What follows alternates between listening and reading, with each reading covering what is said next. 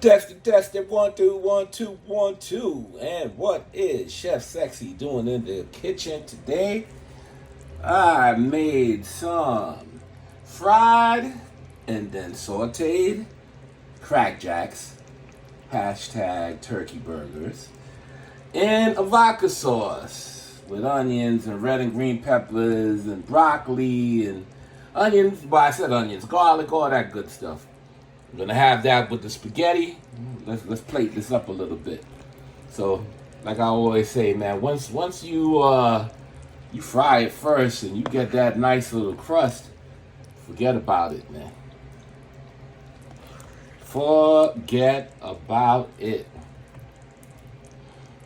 Get some of this nice vodka sauce gravy up on here.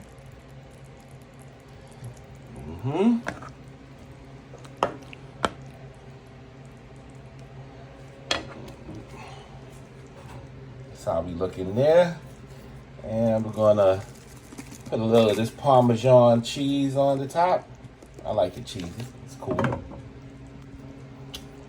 And that is the deal.